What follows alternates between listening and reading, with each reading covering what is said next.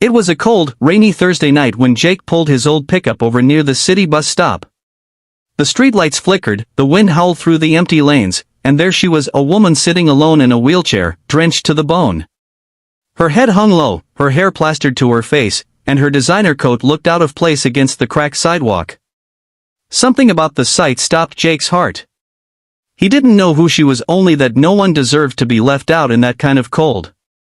He grabbed an umbrella from the back seat, ran toward her, and said softly, "Ma'am, are you okay? Do you need help getting somewhere?" She lifted her face slowly. Her eyes were tired, red-rimmed, but proud. "The bus didn't come," she whispered. "It's been 2 hours. I just need to get home." Jake had no idea then that the woman in front of him was Claire Donnelly, a powerful CEO known for her sharp decisions and demanding standards. Tonight, though, she was just another human being who needed kindness. Before we continue, if stories like this touch your heart, don't forget to subscribe to our channel, your channel name. We share real, emotional stories that remind us of the good still left in the world. Hit the like button, leave a comment, and share this story with someone who believes in kindness or needs to. Jake hesitated for only a moment. He looked at her hands trembling in the cold, then said gently, "Come with me. I'll get you home safe." Claire looked up, startled. "You don't even know me." Jake smiled softly. "Doesn't matter. I know you need help." After a pause, she nodded. Jake lifted her carefully, folding her wheelchair into the back of his truck. The rain picked up, pounding against the roof as they drove through the wet streets. The silence between them wasn't awkward, it was heavy, filled with unspoken stories. Finally, Jake broke it. "Rough day?" Claire gave a small, bitter laugh. "You could say that. I lost everything today. My company, my job, my reputation. Funny how that happens, one accident, one moment, and suddenly you're nobody." Jake frowned. "Accident?" She nodded, staring out the window. 6 months ago. Car crash. Paralyzed from the waist down. I thought I could still manage everything, keep control. But people stopped listening. Investors pulled out. The board forced me to step down this morning." Her voice cracked. "And now here I am, waiting for a bus that never came." Jake didn't know what to say. His heart ached for her. He'd lost things too, his wife 3 years ago, cancer taking her before she turned 35. Since then, it was just him and his 8-year-old daughter, Emma. He knew what it felt like to watch your world crumble. When they arrived at her apartment building, Jake noticed something. The lights inside were off, the front steps wet and slippery. The building didn't look accessible at all. "You live here?" he asked softly. She looked away. "Used to. But the landlord's been difficult. I was planning to find another place. Just didn't think it'd be tonight."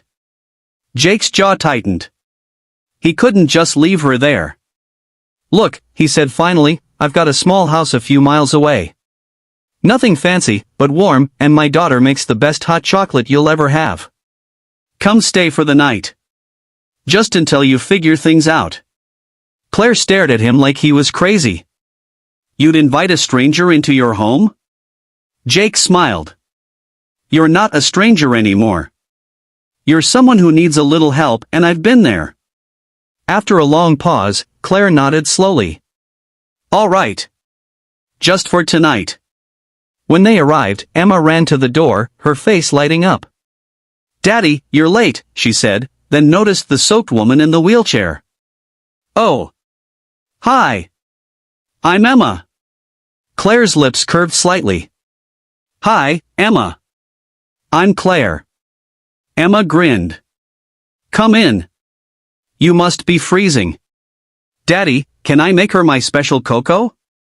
Jake chuckled. "Sure, sweetie. Extra marshmallows."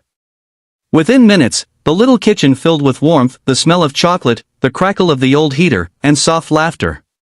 Claire watched Emma bustle around with a kind of wonder. It had been so long since she'd been in a home filled with love instead of deadlines. As Emma handed her a mug, she said, "You look sad." "My mom used to say hot chocolate fixes sad days." Claire blinked back tears. "Your mom sounds very wise." Emma nodded seriously. "She's in heaven now, but we still talk to her sometimes." Claire's heart twisted. "I'm sure she's proud of you." Later that night, Jake set up the guest room and helped Claire get comfortable. As he turned to leave, she said softly, "Jake, thank you. For not asking anything. For just being kind." He smiled. "The world's cold enough already. We all need someone to pull over once in a while." The next morning, the sun streamed through the curtains. Emma was already drawing at the kitchen table, while Jake flipped pancakes. Claire wheeled herself in slowly, looking more rested than she had in months. Emma beamed. "You're awake. Daddy makes the best pancakes in the world." Claire laughed, a real, warm laugh this time. "I'll be the judge of that." They ate together, talking like old friends. For a few hours, Claire forgot she was a fallen CEO. She was just a woman among good people, people who didn't want anything from her. When breakfast ended, she insisted on helping clean up. "I may not walk," she said with a grin, "but I can still wipe down a table." Jake smiled. "Deal." As she worked, she noticed a photo on the fridge, Jake, his wife, and Emma, all smiling. The words "Family Forever" written underneath in a child's handwriting. Claire stared at it for a moment, tears pooling in her eyes. "You've lost so much," she said quietly, "and yet you still choose kindness." Jake shrugged gently. "That's the only thing that helped me heal. Kindness doesn't just help others, it keeps you alive, too." Over the next few days, Claire stayed longer than she planned. Each morning, she joined Jake and Emma for breakfast. Each evening, she read bedtime stories aloud while Emma curled beside her. The house began to feel alive in a way Jake hadn't felt in years. One afternoon, Claire received a call from an old colleague, someone who had left her company after the accident. "Claire," he said, "I heard what happened. Some of us want to start something new, a foundation to support people with disabilities returning to work. But we need someone to lead it. Someone who understands both sides." Claire's eyes filled with tears. "You want me?" "Who else?" he replied. When she told Jake that evening, he grinned wide. "That's incredible, Claire. Looks like it's your turn to rebuild." She smiled through her tears. "I wouldn't have believed in myself again if it weren't for you and Emma."